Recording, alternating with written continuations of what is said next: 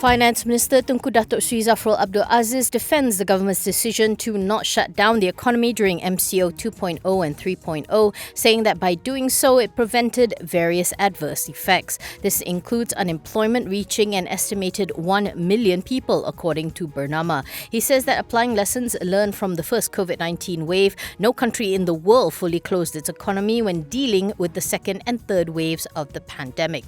What happened instead is that SOPs were tightened and social activities were curbed, which is currently Malaysia's approach. Tunku Zafrul says that in curbing the spread of COVID-19, economic growth should also not be sacrificed as this hurts the most vulnerable. He says the more targeted approach, coupled with the government's proactive measures, had placed Malaysia on the path towards economic recovery as seen by the smaller GDP contractions. Today, new COVID-19 cases rose to 4,865 as Selangor recorded the highest number of daily infections among states and FTs at 1,743. While there were also 3,497 recoveries, the new deaths remained in the double digits at 47.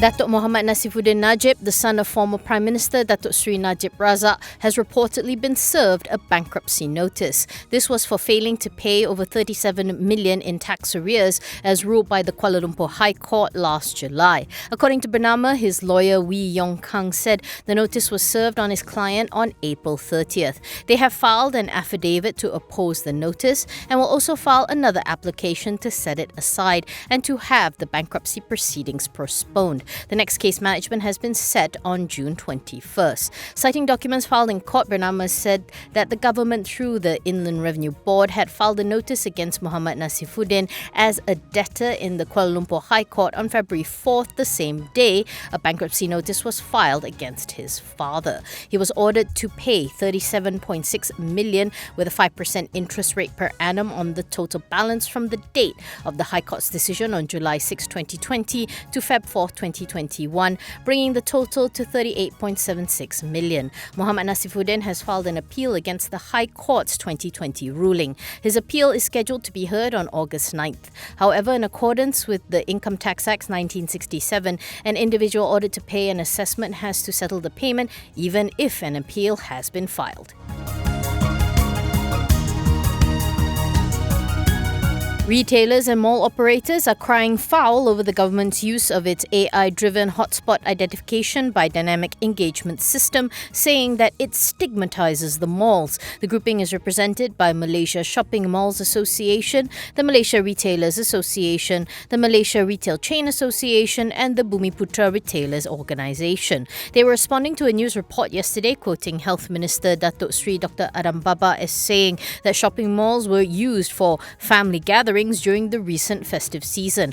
The collective is once again calling on the government to consult industry stakeholders to arrive at practical and effective SOPs to avoid unnecessary misinformation and further unwarranted and unfair negative impact on the industry. The grouping said it believes the minister may have been misinformed of the real situation and will not penalise malls due to no fault of the malls. In a statement, the four associations said since the introduction of Hyde, malls have immediately rearranged their process of admitting shoppers. The gatekeepers now also personally vet the risk status of shoppers so that it would only allow those deemed as low risk to enter the mall. They said that the onus must be on the rakyat to refrain from such gatherings as it is not up to the malls to be the police, nor do they have the right. Carlsberg Brewery Malaysia saw its net profit for the first quarter of FY21 drop by 8.9% to 66.5 million as sales declined during the quarter. First quarter revenue likewise dropped 9.8% to 589.9 million due to MCO 2.0 imposed in several states, which impacted consumption. It did not declare any dividend for the quarter. Numbers were better on a quarter-on-quarter basis, with earnings improving by 75%, supported by sales recovery in Malaysia Malaysia and Singapore. MD Stefano Clini says that innovation and digitalization continue to be the key growth drivers for the group. He says that in light of the current uncertainty, the brewer will continue to suspend its review of a dividend policy for 2021 until later in the year. Clini adds that while it is pleased with the progress of the COVID-19 vaccination rollout, the reimposition of lockdowns in both Malaysia and Singapore means that it still remains cautious on its prospects.